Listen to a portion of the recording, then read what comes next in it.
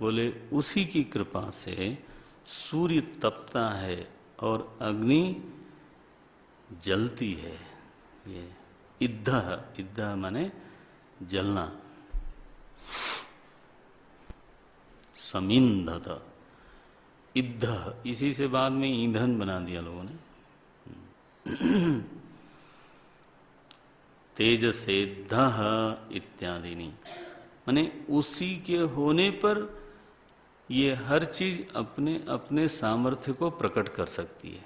बस इसका अर्थ बिल्कुल ये नहीं लेना कि वो सूर्य में प्रकाश डालता है और अग्नि में जलन डालता है, न, ये सब मत करना। मैं देखता हूँ वेदांत में एक प्रचलित हुआ है दृष्टांत बिजली वाला। महापुरुषों ने कुछ समझाने के लिए, थोड़ी कोई बात बताने के लिए कभी वो दृष्टांत दिया, लेकिन वो समाज में इसको बड़ा क्या बोलते हैं, स्ट्राइकिंग एग्जाम्पल, तो वो फट से दिया जाता है कि बल्ब जिसकी कृपा से प्रकाश देता है। अब उसमें ये दृष्टांत में विषमता क्या है कि बिजली वहां पर एक्टिवली खर्च हो रही है, वो ठीक है ना। यहां ऐसा नहीं है। अग्नि का अपना धर्म है गर्मी, सूर्य का अपना धर्म है प्रकाश, उसको कहीं से उसको लेना नहीं है। बट सूर्य सूर्य है, अग्नि अग्नि है, तभी जब उसका अधिष्ठान विद्यमान हो।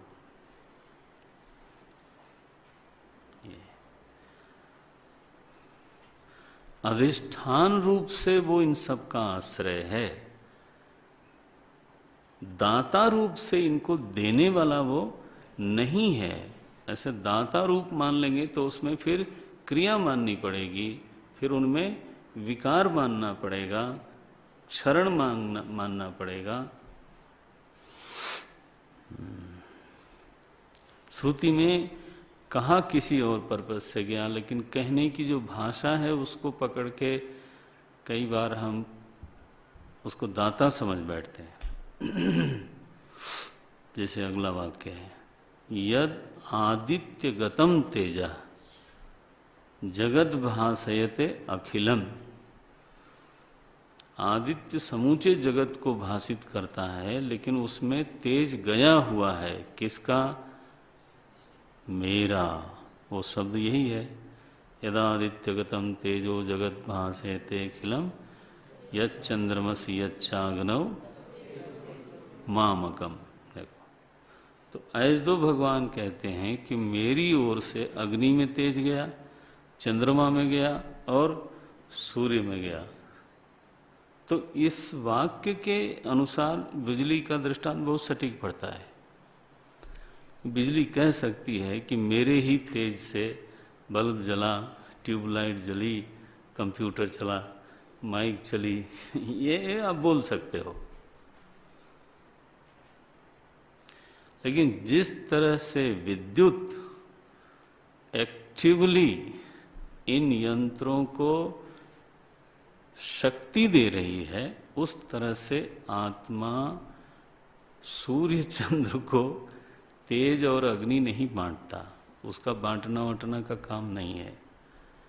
गुण रहितम, व्यापार रहितम, ऐसा जो तत्व है उसमें शक्ति और शक्ति का निस्सरण दिखाया जाए, ये बात ठीक बनती नहीं है। निर्व्यापारो ही आत्मा, आत्मा तो निर्व्यापार है भाई। यहां केवल अभिप्राय है अधिष्ठानता का। बोले इसका कोई दृष्टांत बताइए। ये बहुत मुश्किल काम है, ये बहुत मुश्किल काम है।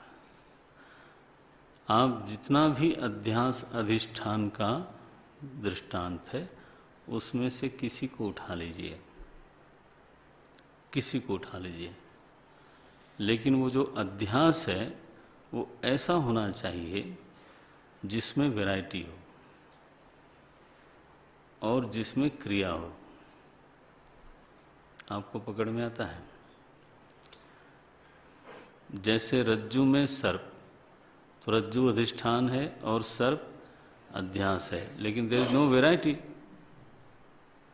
तो आप अधिक से अधिक ये कह सकते हो कि सर्प में जो फुफकार है, ऐसा बोल सकते हो। सर्प में जो चमक है, हाँ, वो जिसके कारण है उसका नाम रज्जु है। तो ऐसा नहीं कि रज्जु उठ के चमका रही है सांप को, या रज्जु उठ करके फुफकार करने के लिए उसको कोई शक्ति दे रही है। नो, रज्जु होने पर ये अध्यास जीवित रह सकता है। अगर रज्जु न होती, हाँ, तो अध्यास नाम की कोई चीज बचती नहीं है। निरधिष्ठान अध्यास होता नहीं। इसी तरह से आप कह सकते हो कि जब किरणें हैं तो लहर उठ सकती है। किसमें? मृगमरीचिका में। तो मृगमरीचिका में जो लहर है वो किरण के कारण है। मृगमरीचिका में जो प्रवाह दिखाई देता है कदाचित, वो लहर के कारण है। मृगमरीचिका में कभी कभी किनारा दिखता है, मैंने देखा है, और उसमें छाया दिखती है। भावनगर में जब मैं जा रहा था दोपहर को, तब मुझे दिखाई दिया, एकदम सुनसान एरिया पड़ा। मैंने देखा इतना पानी, पता चला कोई पानी वानी नहीं था। हमने मृगमरीचिका कहाँ देखी थी? पक्की सड़क पर। धूप के दिनों में, गर्मी के दिनों में कार से अगर आप जा रहे हो तो पक्की सड़क पर आगे भीगा हुआ दिखता, बट उसमें तो लहर वहर नहीं दिखती, न उसमें छाया दिखती है। जब बड़ा सागर दिखता हो तब। तो मैंने दो दृष्टांत दिया, एक आप भी मेहनत करो। मैं स्वप्न का दृष्टांत देता हूं। स्वप्न में वैरायटी भी है, स्वप्न में व्यवहार भी है, क्रिया भी है। वो क्रिया और वो जितना वैविध्य है स्वप्न में, वो सब का सब है। कब? जब स्वप्न दृष्टा वहां है। ये न कह देना कि गंगा जी बह रही हैं तो स्वप्न दृष्टा उसको बहा रहा है, और फिर दूसरा आदमी जो गया नहाने उसको दृष्टा ले गया, और स्वप्न में जो सूर्य चमक रहा था, हाँ, उसमें दृष्टा ने अपनी ज्योति वो निकाल के फेंकी। हैं? कोई फेंकी वेकी नहीं, दृष्टा अपनी जगह पर, हाँ, विद्यमान रहते हुए, निर्व्यापार विद्यमान रहते हुए सभी की क्रियाओं का हेतु है, अधिष्ठान है, कारण है। उसी की वजह से सूर्य तप रहा है, कह सकते हैं कि नहीं? उसी की वजह से चंद्रमा में चांदनी है, उसी की वजह से गंगा जी में बहाव है, ओ चलती है मचल मचल के। माता जी का रूप ऐसा है महाराज, बड़ा मधुर भी लगती हैं, और थोड़ा आंख दिखा दें तो बस अच्छे अच्छे लोग जो हैं डर जाते हैं। फिर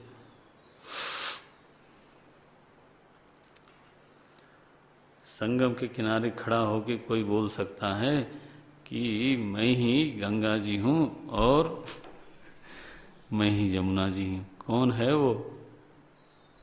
स्वप्न दृष्टा। वो निकला जिधर, पता चला गंगा जी भी गई, न असती। हाँ, तो इस तरह से लेना चाहिए। जब आप अध्यास अधिष्ठान के दृष्टांतों को छोड़ करके, सावधान, जब भी आप अध्यास अधिष्ठान के दृष्टांत को छोड़ करके सच में क्रिया कारकों वाला दृष्टांत लोगे तो वो दृष्टांत क्या होगा? विषम हो जाएगा।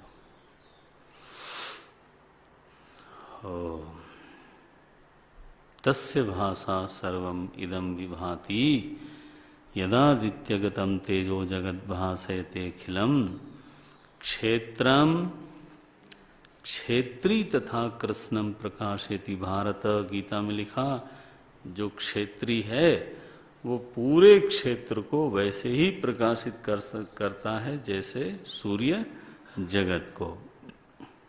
तो अभिप्राय ये है कि एक कोई सत्ता है जिसकी वजह से सब समर्थ हो रहे हैं। फिर से दोहराता हूं, श्रुतियां ऐसी एक बात कहती हैं और एक श्रुति नहीं कह रही है, सारी श्रुतियां किसी ऐसी एक सत्ता का नाम ले रही हैं